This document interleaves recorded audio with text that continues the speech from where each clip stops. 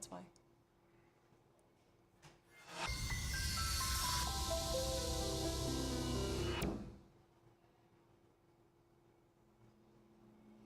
Especially at night, I worry over situations. I know we'll be alright. Perhaps it's just imagination. Day after day it reappears. Night after night my heartbeat shows the fear. Hello, welcome to Overkill. I'm your host, Theresa Hong. We are broadcasting, as always, at the Partisan on Main, Merced, California. Strong libations. It's happy hour 4 to 7. $1 off drinks. Come on down. Today, I have a very, very awesome guest, and I'm so excited to have her on. She actually appeared on the Mondays, our other podcast, last night, and she will be on not this next week, but the week after. Okay, yeah, I'll fill you guys in the next show when you can get her. But her name is Alison Rush, and she is a transplant from all over the world and United States, and has been everywhere. And God, here and back again, man. You're just you're like Bilbo Baggins. You're just like you just go all over the place. I'm Bilbo Baggins down the rabbit hole. Down the rabbit hole.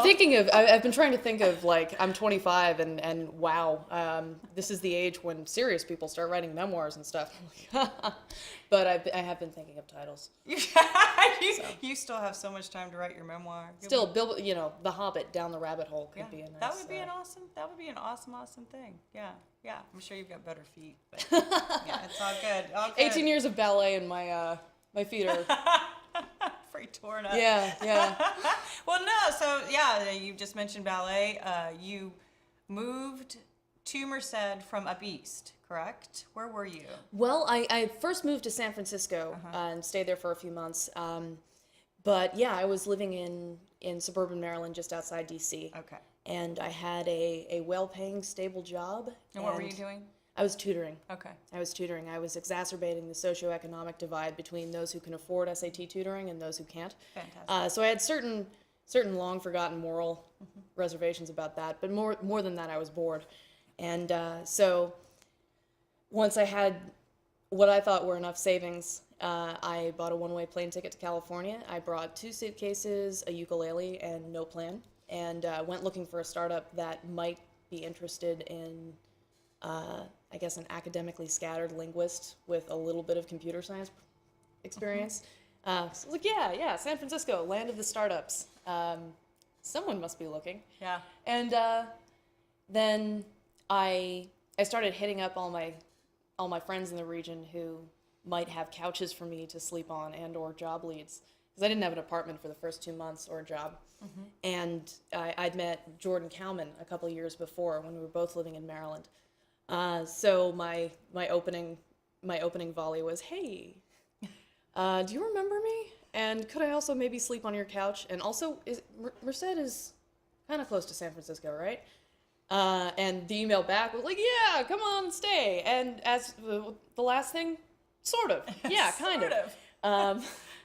So I ended up coming out here for I think I stayed about a week at first, and then I just kept coming back because it was a lot of fun, and San Francisco was baffling and full of one-bedrooms that were $1,300. Overwhelming. So yeah, I was a little overwhelmed, and I was very much in need of a job and an apartment and real people things. So I ran away to Merced every weekend, and one of those weekends, Jordan persuaded me to try out for a movie. Now, I'd never acted before, and his main line of reasoning was, hey, the arts in Merced are just sort of getting going, and every artist here is really looking, or really needs encouragement and affirmation to like make it happen, because it can happen. It's great. Sure. So we're like, yeah, let's go to the casting call just to make sure that somebody shows up to the casting call, and maybe we'll even try out. And then we got a call at 1:45 in the morning that night, which was just shortly before all the liquor stores closed. And Jordan found out on the phone. He answered the phone and was like, oh, cool, thank you. Great, when do rehearsals start? So I was sitting there fitting next to him, like, yeah, that's great, congrats, Jordan. And then I hear on the phone, is Allison there? Look at each other, like, yep. Hi, we've cast you as the lead role. Oh, wow. When can we start? Fantastic. So, accidentally got cast in an indie movie shot in Merced, and And what was the movie? it was called Maggie May's Day, and it didn't come out as the cinematic masterwork that we had no illusions it would ever be, but it was a lot of fun. It took me to Merced every weekend in August of 2012, and then I just sort of, I was there every weekend and started just coming back for, even when I got a job, I got an apartment, and I was like, no, I'm going to Merced this weekend. Yeah. That's fantastic. I want to quick go back because we just kind of jumped in. Yes. Yeah, this, for me, getting strong, powerful women who really kind of don't give a fuck and they do what they want to do, it's very hard to find those people to come on the show. And you've always been, I've always wanted to have you on. We've just never, I went on hiatus for a while, I haven't done it. And so this month I was like, oh gosh, yeah, Allison. I want Allison on. Allison, I'm going to look at the camera for a minute for our viewers. Allison is kind of what I would describe a cracked Renaissance woman. she has all of these different skills and all of these different talents, ranging from really being well-versed and educated in, linguistics, say that 3 times, music and dance and acting and, the whole 9 yards. So that's why I, at the very beginning, just kind of went into it, because I do know Allison very well. And I just wanted to kind of give you a little bit of a background. So, yes, okay. So now, going back to that. So you had met Jordan, and Jordan is your fiance. Yes. That happened later, but yes. Okay. Yes, yeah, much later, much later. And Jordan is what coordinator at the Building Healthy Communities? What's his title? He is the communications specialist. That's right. For Building Healthy Communities. Okay. So Building Healthy Communities, and I just want to give everybody a background because he'll be on, I'm sure, one of these days too. So just to get that. But okay, so that's interesting because you say 2012, and that's kind of when I came back to Merced as well. So I didn't know that we kind of so we probably crossed paths several times. We actually properly sat down met and talked. Okay. Great. Yeah, the story of my existence in California so far has been one of just endless weirdness and serendipity. Is when eventually my job in San Francisco came to an end, and I walked outside the building and started just sobbing. I was like, I don't know, I have no money, I don't know what I'm gonna do. So I called my dad, and then I called Jordan. Jordan was like, why don't you come live here? Yeah. Yeah, okay. And then a month or 2 later, I was living here permanently instead of just living here on the weekends. That's fantastic. So when you moved back, Jordan had already, he had kind of been, heading up a lot of the events at Coffee Bandits, and I think he was fairly well known around the community at that point in time. So what did you do when you first got here? I know that you had been spending weekends here and that kind of thing, but having that transition from San Francisco and coming here to a much smaller town, but I think has it's much more potential in a weird kind of sense. What was kind of first on your list? Like, what the fuck am I going to do now? It's a good question. I felt very privileged to have been sort of through Jordan injected into the super vibrant and growing community of artists and coffee drinkers and all sorts of other wonderful deviant folk that I've met. But Deviant folk. By that I mean fringe folk. Folk with consistently divergent thinking, yes. which feels like home to me. It was, you say, it's a smaller town, but to me it felt like a bigger community, because in San Francisco I showed up knowing no one. And the people that I met were either fellow inmates at the job that I held briefly, or just, bartenders at the places I went after I got off of work. And it was I had a couple friends, but it was not, I didn't feel like a participant in San Francisco in a way that I wish I could have. But in Merced, I very much felt like I was part of something, which was really neat. And I've always lived in big cities before, but this was sort of like, okay, it weirded me out a little bit when I could walk down Main Street and recognize a large number of people, and they would recognize me. But after getting used to that, I was like, okay, this is very different. This is very cool. So as the first thing I thought of doing, actually, and this plot had been hatched before I officially moved to Merced, but I'd been writing. I had a really, really beat up ukulele, the one ukulele that I came to California with, and I'd been sort of doodling around, teaching myself by writing songs. And most of those songs stayed firmly within the confines of my bedroom, or at a stretch, the living room with one or two people present.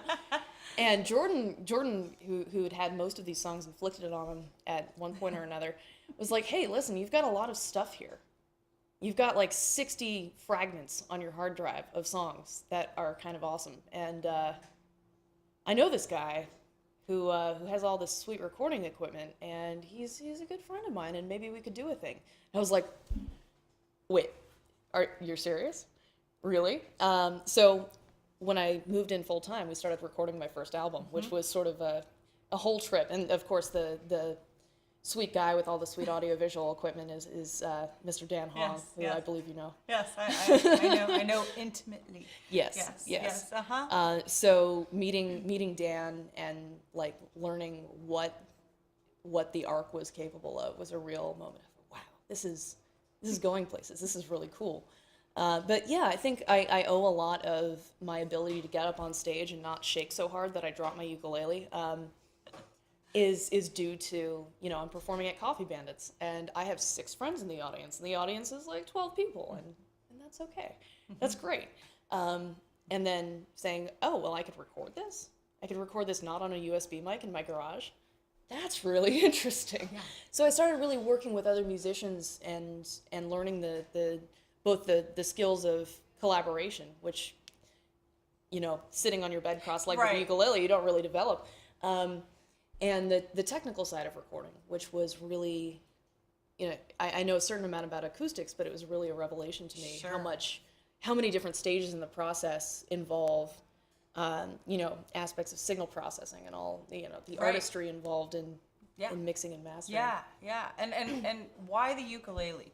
Why of all the instruments, the ukulele? Well, I did piano all through high school, and, I enjoyed it. I was always, when I was already sat down and into it, I always loved it. But getting myself to sit in one place for 45 minutes and just do it was always sort of a trial for me.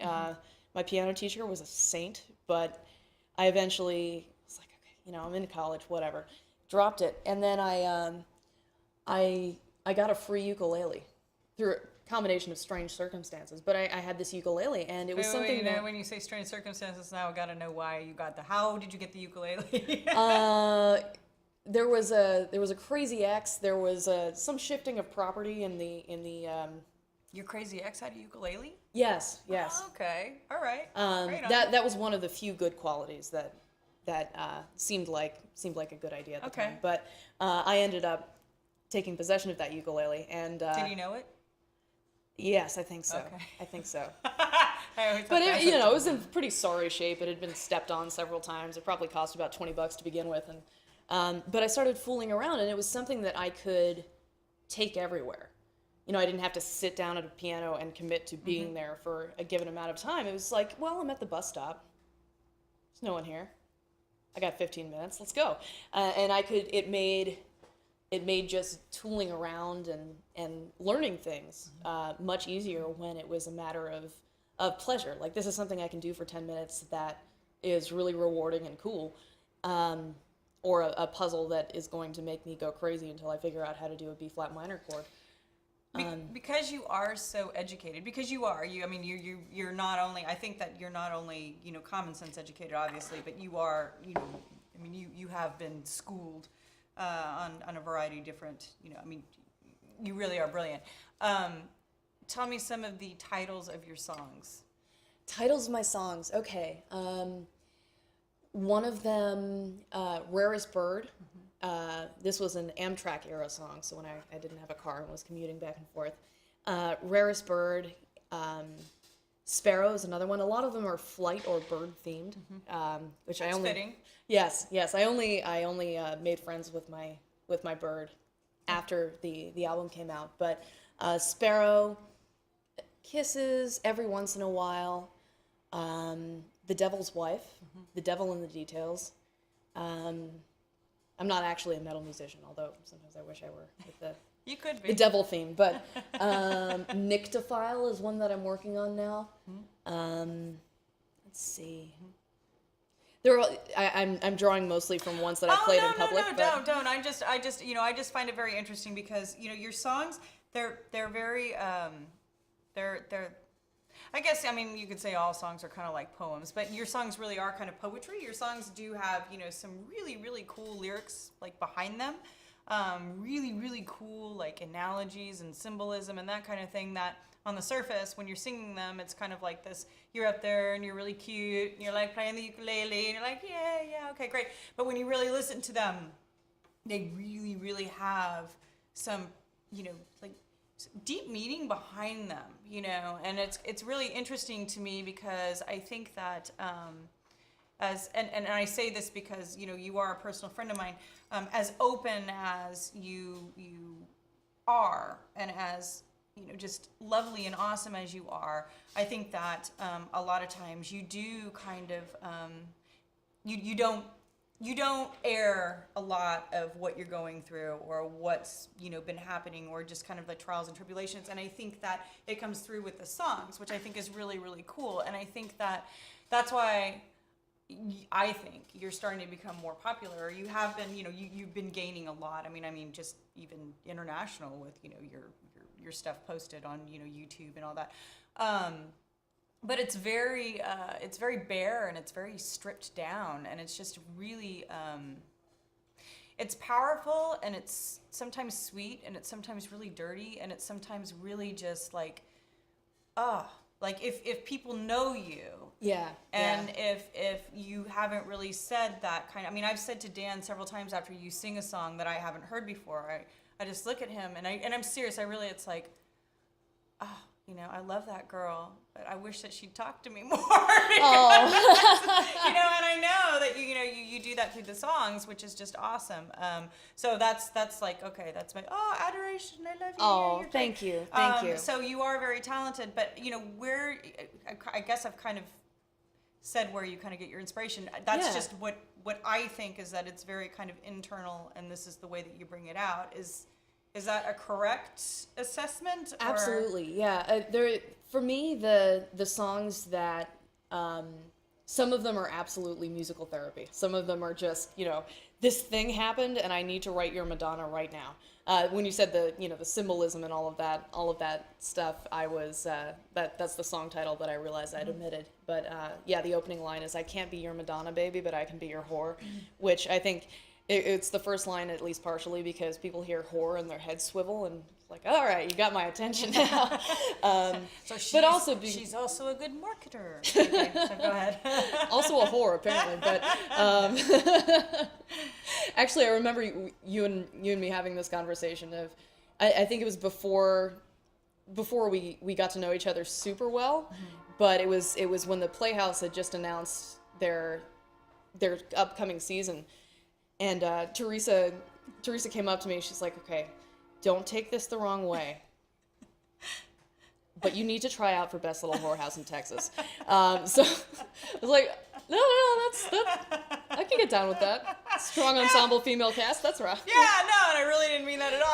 I know. It was just really funny that it was, the disclaimer was funnier than... Don't take this the wrong way. Yeah, I hate when I say stuff like that. I mean, I don't hate when I say stuff like that, but I hate it when I'm, like, approaching somebody and I'm like, don't take this the wrong way, but yeah, we Yeah. need a strong female cast. And We you'd need be a whore great and, whore. yeah. Yeah. But yeah, to go back to what you were saying before, some of the songs are genuinely like this is my heart ripped out of my chest and put in words.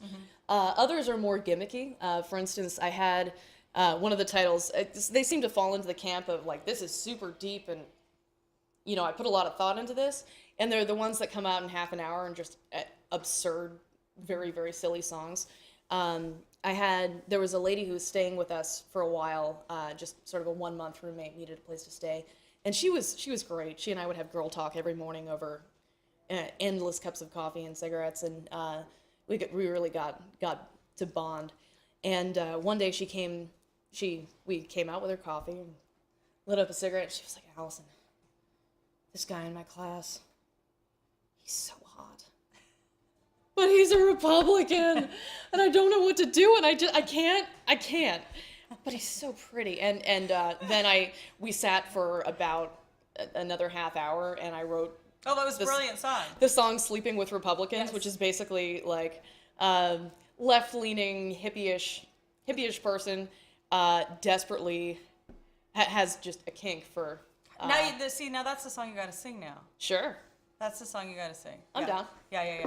So Allison's gonna do a song. This song. This is one of my favorite songs, and I'm a Republican too. I'm just. Yeah, I know, right? So I love it. No, it's great. Yeah. So Ain't no thing. It's Adem sleeps with me every night, so it's cool. But Yeah. No. But please, because this is one of my favorite songs that you do. And you know, when you say, and I will preface this, when you say silly and nonsensical, it's still very, very smart and very, very just funny and just. So take it away. Go. We'll do. Insert. Whoop. Oh, it's all right. First, I'm gonna rock. You got a little. Okay, there you go. I haven't even started yet. I know. So insert tongue in cheek firmly before listening. But here's "Sleeping with Republicans."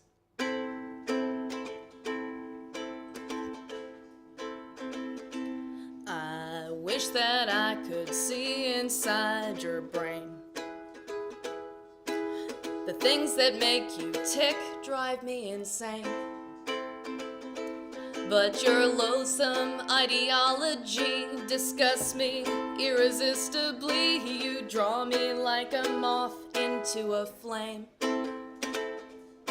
So pick me up and take me for a ride, and jeopardize my church and state divide. I'm a hippie, you're a jock, I'd like to privatize your Social Security? And though I know that I should really run, hugging trees is not nearly as fun as sleeping with Republicans. Pinko commie that I am, I'll try to be your girly girl if you'll be my right-hand man. I wanna be your welfare queen, I think you know just what I mean. Whoa. So tell me more about praying in school, and how 9-year-olds with M16s is cool. Show me yours, I'll show you mine. I'll break the law if you're tough on crime. We'll pave the way to your one-party rule. So tell me global warming's just a hoax, and afterwards I'll bum one of your smokes. Evolution's a conspiracy, we really need theocracy. And though I know that I should just get gone, your giant Reagan poster turns me on. Sleeping with Republicans, pinko commie that I am, I'll try to be your girly girl if you'll be my right-hand man. I wanna be your welfare queen, I think you know just what I mean. Whoa. States' rights all night. I know you know just what I like, because it's It's only legitimate if I put up a fight. Oh, sleeping with Republicans, pinko commie that I am. I'll try to be your girly girl if you'll be my right-hand man. I wanna be your welfare queen. I think you know just what I mean. Whoa. Whoa. Woohoo! That's so awesome. Thank you. Thank you. That's so awesome. God, man, yeah, you'd be a perfect political wife. Perfect political wife. I don't know if I'd go full Stepford or just like. You wouldn't go full. You just, No. hey, look at me. Come on now, am I your typical Republican? I'm pretty sure I could make almost anyone totally inelectable. Yes. Yeah, I don't think that you could actually. I think you might make them more electable. Maybe. Yeah. Maybe. Yeah. No. I really do. I do. It's more Tea Party that you're. Well, at least the California Republicans. That's a little bit extreme for that. But, Oh, absolutely. Yeah, this was more like I think it's a fantastic. total caricature Are you of. kidding? I think it's absolutely brilliant. No, when you did that at the cabaret a couple months ago, I was on the floor. It was just so hysterical. And but it's super smart. So you say, oh, well, it's kind of silly and this and that. Yeah, but it's really, really smart. And you have a way with lyrics, which, I mean, as a writer and a reader, that's what, really hits me. So I think it's just, it's fantastic. Thank you. Yeah. But that's not, but there's more. That's not all that you do. Yes. It's I think that I've sort of grown into the idea that regardless of one's belief systems or at least worldview, everybody sort of relies on narrative. Like I was a psych and linguistics major, so my sort of perspective on consciousness is that it's very shaped by both sort of the way we construe our experiences in words, but also the way we knit together this constant stream of patchwork of sensory the sensory fire hose and knit it together using stories. So this is what I believe about myself, and this is how I choose to interpret this one thing that happened and pull it into the plot. So the ukulele thing, or the songwriting thing, allowed me to, especially the songwriting on a ukulele, because it is, as you remarked, it's very stripped down. You can't do a whole lot musically with a ukulele, so it forces you to tell a compelling story, or at least be interesting in some other way. So I think that I've really taken that to heart. In my other work, I'm working part-time for the National Alliance on Mental Illness, NAMI. And one of the things that I'm doing for them is going around to high schools and giving a presentation to, it's usually aimed at freshmen and sophomores, about mental illness with the aim of stigma reduction and education. So everyone in high school has probably heard at some point, like, you're so random, you can't focus, you're so ADD, or you arrange all your pencils in a line, you're so OCD. I'm like, okay, well, you've probably heard that before. Here's what that means. Here's how this might affect somebody who's suffering from one of these things. How do the kids relate to that? Anywhere between total inattention and spitballs to coming up to me and saying, "You've changed my life." Giving me hugs, saying like, "Listen, that was something else." And the latter is what makes the former totally worth it. But a large part of the presentation is telling a personal story of one's own experience with mental illness, and I think that had someone come into my high school and given a presentation like that, especially with the element of storytelling, with the element of, okay, well, here's a PowerPoint with lists of symptoms. Right. Yeah, whatever, but here's like what happened that one time, that one awful weekend when, and that's, I think, storytelling is really central to getting information across. Yeah, no, I think storytelling is I think imperative to everything that we do every single day. Yeah. I think that, it's like what you just said, it's not a PowerPoint, it's not, a presentation, it's not a report. Nobody will relate to you. And again, I think this kind of goes back to, I think what's so unique about Merced, and, I think why you moved and why, we love it so much, is that everybody has a story. And everybody shares that story. And it's genuine and it's real and it makes people act. it's kind of its own kind of call to action. If without a stupid gimmick or a tagline or anything, it makes it real. I mean, sometimes it's ugly and raw, but I think ugly and raw is beautiful, and I think that that's why, people are just, when you said at the very beginning, these kind of, you didn't say dysfunctional, you said something else, but just, the different sort of flavors of disorder. But I think that's why it works. It works. It's just, hey, this is my experience. This is your experience.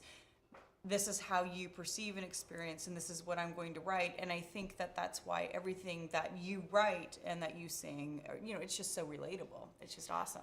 Thank you. I think that's another sort of another side of the songwriting that you remarked that I'm generally pretty personally not quite reserved, but you're not reserved. I try and interact on a fairly just positive level, and in the knowledge that dwelling on things is generally, there's a lot to you.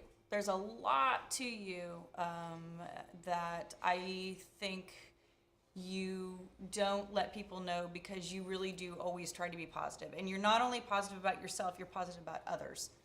You're especially positive about other women, which I think is fantastic. We need more women like that are just, okay, this is, if I could, I'm so sick of hearing, women gang up on other women or vice versa, so you are very positive and very, but I think that it's interesting to me because you are so smart and savvy that you are able to kind of divert the attention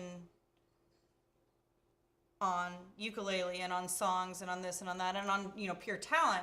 But I know that, there's a lot of things underneath that you're like, no, I'm not going to, it's cool. It's cool. Yeah. I mean, I guess I think of myself as having a couple of layers, but you go into introspection with an onion and everybody ends up crying. It's just like, that was great. Can I use that? Sure. Awesome. Yeah. But yeah, I think of a lot of the songs as, a lot of the time just because I'm having fun, and some of the deeper levels have stuff that is not so much fun, and I'm really enjoying this right now. I think a lot of the songs, especially songs like Your Madonna, songs like that, are sort of heat-seeking missiles in that sense. Like a lot of small talk, I get frustrated. I indulge in it constantly, but it's a very circuitous sort of a thing. Like if I ask, how are you? There's this whole song and dance where I say, oh yeah, I'm good. I'm doing this thing and I did this thing, all, listing our successes of the past week or so. And then oh, that's cool. Yeah, I did this other thing. And it's a dance. It's a ritual. It is. It's a social dance. Yeah. And if I were to, I was sort of talking about this on the Monday, so forgive me if I repeat myself, but if I were to respond to your, hey, what's up, with, well, I'm having real existential doubts about whether I really know what I want to do anymore. Or I don't know, you probably wouldn't, but most people would just be like, yeah, okay, and how's your mom? Yeah. So this is like, it's almost a way of cutting through all of that and saying it's a socially acceptable format to just cut right to the chase and be like, yep, this is what's going on right now. Well, and that's what people want to hear, because it's just like one of those things, and that's how come, I don't know if you ever notice, I always say, well, how are you really doing? Yes, exactly. Exactly. It's like, how are you really doing? It's like, it's me. It's okay. You can tell me. Totally. Yeah, which is why I added, I know you wouldn't do that, but in most social situations, going into like, yeah, I had this revelation today about how I have this deep pattern in my life that repeats itself constantly, and I'm stuck in this cycle of spiritual something. It's not something that goes well at cocktail parties. So. Well, maybe your cocktail parties, though. You guys. maybe. Things get deep after a couple drinks deep. Yeah. No. So, and you dance. Yes. You are a trained ballerina. I am. I've just started, or pretty recently started teaching at Dance Sauté, and I'm teaching ballet. I'm teaching an adult class, but most of the time it's a small horde of children, and they're great fun, and it's been a real learning experience because I've tutored before, so I've taught in a class or a pretty small classroom. But between the NAMI presentations where I am holding an audience of 50 people captive for a while, and the dance, which I'd never combined before, I'd trained and taken lessons, but I hadn't tried to teach it before. So combining the sort of, okay, we're going to learn some SAT words now with, all right, well now there are 8 6-year-olds moving all around the classroom. How do I do this? Right. Has been really, I think it's made me more aware as a teacher of how to communicate the information the best way, how to tell a story. I actually started writing, so if you file the songs into like deep emotive, serious songs and gimmicky songs, some of my first songs were gimmicky. My SAT students would get lists of 25 vocabulary words that were totally unrelated. So you'd have like abstemious, banal, catechism, just... Right. And they had to learn it by rote, come in the next week, take a quiz. There was just word definition, no contextual information, nothing like that. So I was like, well, this is the most awful way to teach new vocabulary that I've encountered so far. So I took it upon myself to turn the first 5 sets, so 125 words in total. Each set would have its own song, and I tried to keep it within like reasonable song length. And each one would incorporate all 25 SAT words in a way that made sense. And most of them were awful. Set 5, for some reason, came out to Kesha's TikTok. I had to auto-tune myself a lot for that song. It was very, very strange to try and make myself sound like Kesha. But yeah, I heard the first word on set 5, because they're alphabetical, was ablution. And for some reason, it had been on the radio constantly at that point. So I was like, I read ablution, was like, I'm hearing this in my head and I can't turn it off. For I leave, brush my teeth with a bottle of Jack. And I was like, I don't know if I can, I have to do this now. Whatever works. Yeah, the only one that I actually play now is set 3, which ended up being about how Disney princesses perpetuate traditional gender roles, which... Awesome. It was hard to find a uniting theme for those words, so I went with that. No, that's awesome. That's awesome. Wow. That's awesome. Good Lord. And then acting. Yeah. That was sort of more, as I was telling you, that was sort of more accidental than anything else. But as I got more comfortable on stage through mostly doing this, before actually I'd been performing my whole life in ballet performances, but that was basically, I wasn't performing as myself. I didn't have to make anything up. I got on stage, did somebody else's choreography, and skedaddled back on in. But this was like, okay, I'm presenting a character of some kind. So part of what got me into acting was the development of basically how I got over my stage fright, which is when I'm on stage, I'm not normal Alison. The Stage Alison gets in charge for that. Stage Alison is pretty much exactly the same, only about 10% cleverer. I wouldn't say that. And without any of the fears and insecurities of normal Alison. So like Stage Alison has got this for now. She's also 10% louder, and normal Alison can deal with the fallout later. Hey, so stepping into that was sort of perfect. like, okay, like I can inhabit other personas, and people find it funny, and that's kind of rad. That's fantastic. And then you are leaving us. I am. You're leaving us in September.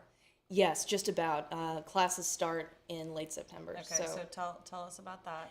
So I... your other adventure that you will be embarking on. Yes, a new adventure, another hump in the roller coaster.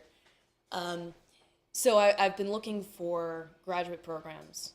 My undergrad is in psych and linguistics, and I really wanted to find something that would allow me to gain the technical skills that I was sort of lacking when I went to that first round of San Francisco interviews. And they were like, you don't, not so much.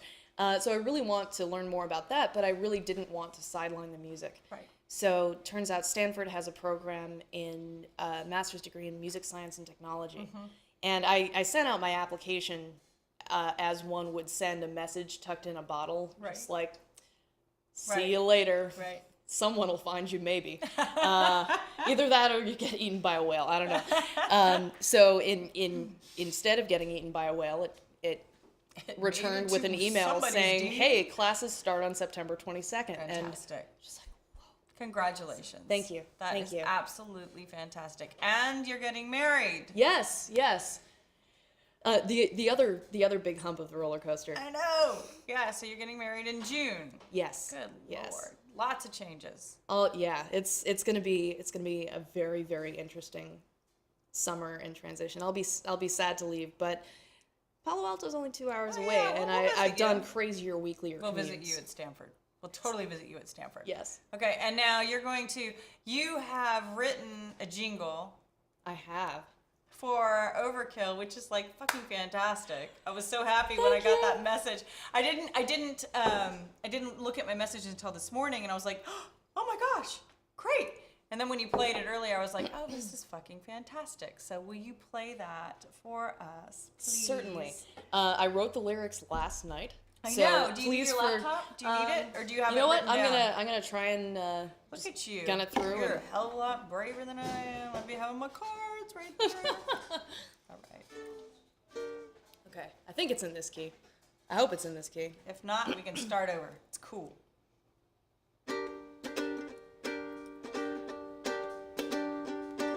Oh, mercy, mercy, give me a chance. Let me show you just a little my song and dance. Mercy, mercy, the sun burns hot. This town is gonna take me for everything I've got. And the heads start turning as I'm walking down the corner of Main. Before my head rolls, mercy, give me a chance to explain. Overkill.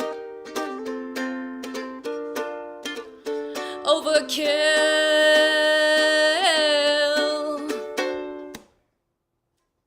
I love it!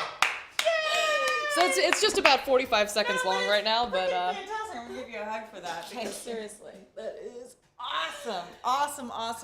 Okay. And then will you close us out with a song? certainly. Please. There's since we were talking about female artists and ladies in general, I could play the SAT song about Disney princesses and all that stuff, or I could play Rarest Bird. I'd love Rarest Bird. Excellent. Yes. Please. Thank you.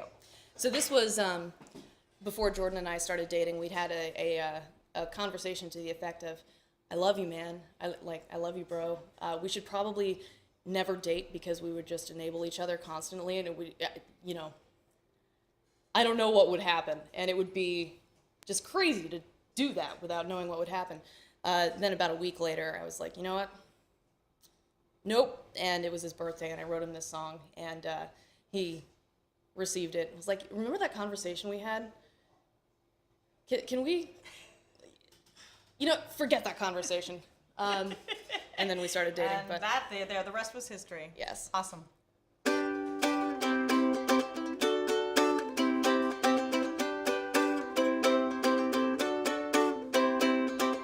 You're an avalanche, superhero, manic pixie sex bomb. No one else compares. Inadequate analogies fall from my mouth like locks of shaven hair. My name dragged gasping from your lips, the sweetest thing I've ever heard. I'd follow you to anywhere, my dearest, rarest bird. I am ready for the mountain, I am ready for the sky. When you smile, I am beautiful. When you hold me, I'm alive, I'm alive, I'm alive. Hold me, I'm alive. One day we're gonna climb the sky. We'll make it there, I know. 3 shots of whiskey at the top. For us and for the ghost, whenever it is finally time to go. Just whistle, give the word. I'd follow you to anywhere, my dearest, rarest bird. I am ready for the mountain, I am ready for the sky. When you smile, I am beautiful. When you hold me, I'm alive, I'm alive, I'm alive. Hold me, I'm alive.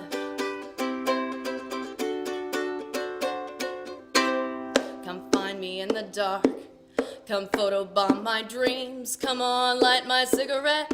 Hold my hand, oh make me scream. You made me, you can break me. Come on, baby, come and take me now. I am ready for the mountain. I am ready for the sky. When you smile, I am beautiful. When you hold me, I'm alive. I'm alive. I'm alive. Hold me, I'm alive.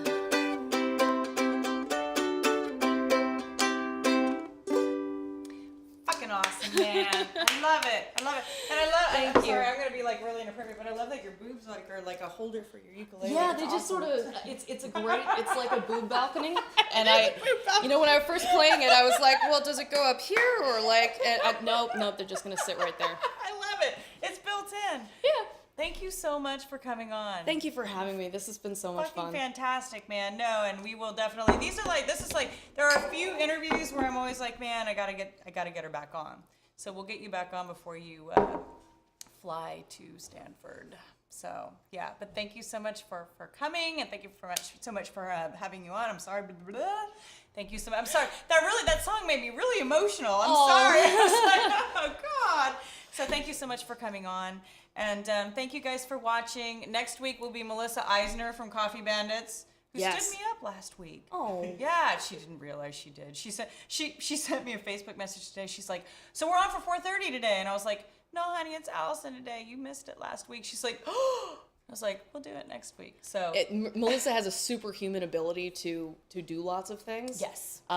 Yes. And yeah, Oh, it's all I can good. imagine It's that. all good. No, happening, she's but- going to be back next week. So Melissa Eisner, Coffee Bandits, will be back next week. Thank you guys so much for watching. We'll see you next week. I start smoking again, so yeah, fuck you. I'm going to go have a cigarette.